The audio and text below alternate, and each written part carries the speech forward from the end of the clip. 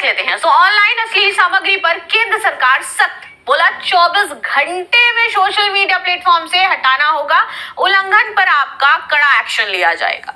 ठीक है। इलेक्ट्रॉनिक्स व आईटी मंत्रालय का कहना है कि नए आईटी नियम जो आए हैं इसके तहत ऑनलाइन अश्लील प्लेटफॉर्म वीडियो जो आपके हो जाते हैं, जो भी हानिकारक सामग्री है उनको आपको शीघ्रता से हटाना होगा। अब चाहे वो किसी भी चीज से जुड़ी हुई हो, चाहे वो सेक्सुअल हैरेसमेंट से हो, कई बार जो सुसाइड को लेकर के चीजें बताई जाती, जैसे हमने देखा कि जो मुस्कान वाला केस हुआ था जहां पर उन्होंने अपने हस्बैंड को काट करके ड्रम में भर दिया।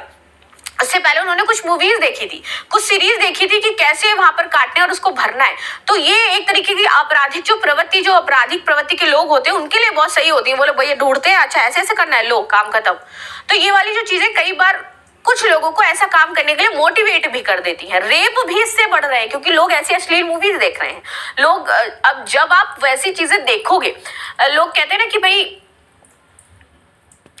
इट्स जस्ट अबाउट कि आपके माइंड में क्या चीजें चल रही हैं। हम तो देखते हैं 5 साल की लड़की का भी रेप हो रहा है। चलो महिलाओं में तो आपको उसके बॉडी पार्ट्स दिखते होंगे ना, बी फ्रैंकली अगर मैं बात करूं, लेकिन 5 साल की बच्ची या फिर जो 2 या 1.5 साल 3 साल की जो बच्ची, उसमें आपको क्या दिखाई देता है? तो ये आपकी आपराधिक मानसिकता है कि जब आप इस तरीके से कोई चीजें देखते हो ना, आप माइंड में जब ऐसे अश्लील कंटेंट देख रहे होते हो तो आपकी बॉडी के अंदर कुछ हार्मोनल चेंजेस होते हैं, कुछ आपकी बॉडी के अंदर वो जो कहते हैं रिसाव जो है वो होते हैं, और फिर आप उसी नजरिए से हर एक व्यक्ति को देखने लगते हो। ठीक है। और फिर आपको वो छोटी सी बच्ची में भी अश्लीलता दिखाई देने लगती है। So this is about that. और जब कोई महिला इस तरीके के भड़काऊ कपड़े पहनती है तो फिर वो आपके अंदर की जो चीजें उसको और अधिक जगा देती है। मैं ये कहूंगी आग में घी डालने वाला काम करती है।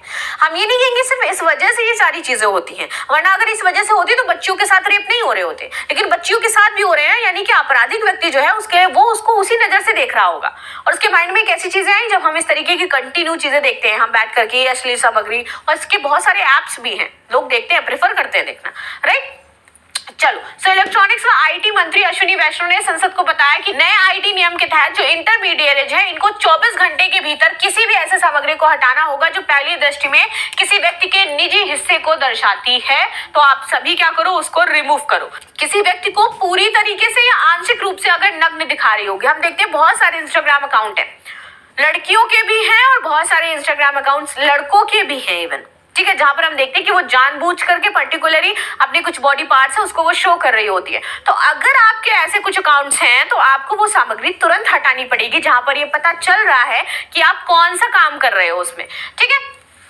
ऐसे व्यक्ति को किसी यौन क्रिया या व्यवहार करते हुए अगर वो दर्शा रही हैं तो भी आपको हटाना होगा।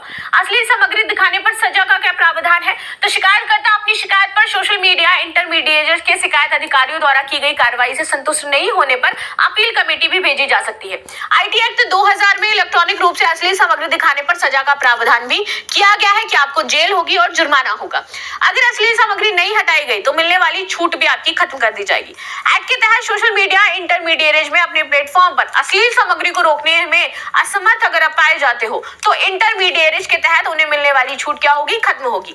अगर कोई इंटरमीडिएट मैसेजिंग की सेवा प्राप्त करता है तो मूल मैसेज का सृजन कहां से हुआ है इसका पता लगाने के लिए इंटरमीडिएट को सक्षम होना चाहिए, ये बताया जा रहा है, ताकि बलात्कार, यौन उत्पीड़न और यौन चित्रण से जुड़े मैसेजिंग से जो सृजन करता है उसका पता लगे कि ये कौन ऐसी इमेजेस भेज रहा है। हमने देखा कि कुंभ के टाइम में महिलाओं की तस्वीरें बहुत ज्यादा बेची गई हैं, नहाती हुई महिलाओं की तस्वीरें टेलीग्राम पर सेल हो रही है 2000 रुपए 15,000 रुपए में।